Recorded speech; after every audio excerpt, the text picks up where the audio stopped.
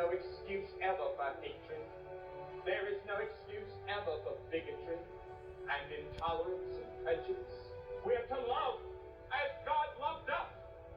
Crossing into uncharted territory, Billy refused to allow intense criticism to keep him from sharing the good news with everyone, regardless of race. But when God looks at you, he doesn't look on the outward appearance. His decision to confront racism and injustice in America and other parts of the world raised the respect of many and the ire of others. This is the way, the truth, and the life. Billy had received invitations to preach in South Africa, but refused to do so until he could preach to a non-segregated audience, openly challenging apartheid. Christianity is not a white man's religion, and don't let anybody ever tell you that it's white or black. Christ belongs to all people. He belongs to the whole world. And he said to the thousands there, apartheid is sin. It's wrong. It's not right with God. And the papers carried it. I know that God has sent me out as a warrior to preach the gospel, and I must continue until he gives the signal that I'm to stop. In the height of the Cold War, he and his ministry boldly took their message to the communist Soviet Union, where Christianity had been repressed. The hope lies at the foot of the cross. It helped to undermine the communist system. So I think he was one of the forces that kept the window open to the human spirit. I've traveled over this world a great deal now, and I feel that I'm a part of a great mosaic of the human race that God has created, each made in his image, each needing the gospel of Christ, each having the same basic problems and desires and longings, and I'm a part of that. There are many things about God that I don't understand or comprehend. I accept his revelation of himself by faith. When natural disasters caused devastation, the Billy Graham team reached out to those in need, offering physical and spiritual assistance. Living the word of the gospel in prayer and action, they brought hope during seemingly hopeless times. While we preach the cross with one arm, we also give a cup of cold water with the other. He has often been a healing voice and a calming shepherd, bringing comfort and solace to a troubled nation during seasons of crisis.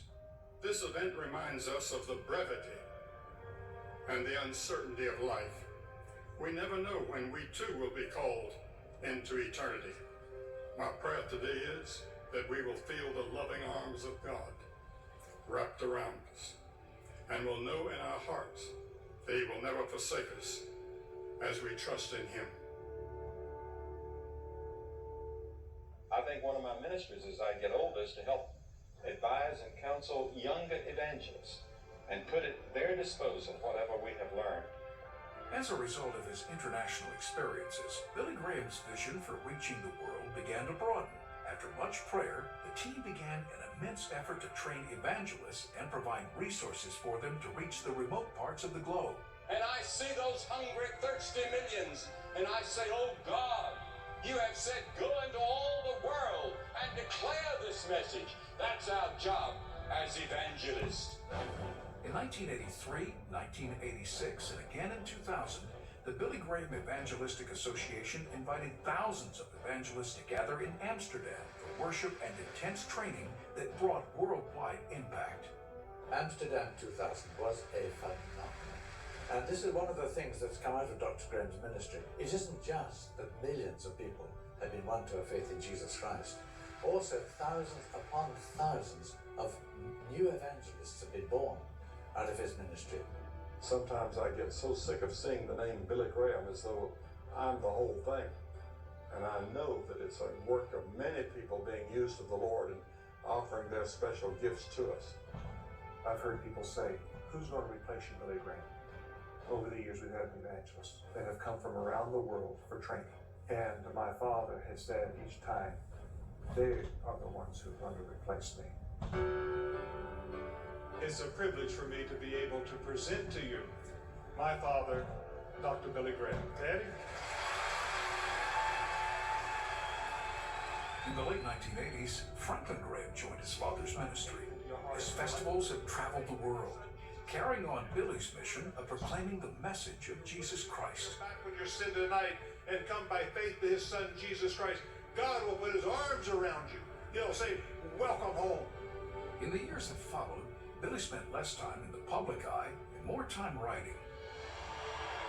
Until his last crusade in New York in 2005, drawing almost 200,000 people.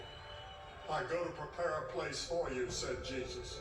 And where I am, there you can be also. Throughout his ministry, Ruth had been Billy's constant companion, even when they were far apart. They shared their later years together in love and prayer in the home she had built for them, until her passing in June of 2007. I love her very much, and I thank God for such a wonderful Christian wife who stood by me all these years as I've traveled all over the world proclaiming the gospel. So it hasn't been all that hard sticking beside him. It's been nothing but pure joy. Most of the time it's been pure joy. I say 98% of the time. There's 2% she's not sure about. I'll try to find out what that is. The 2% make it interesting.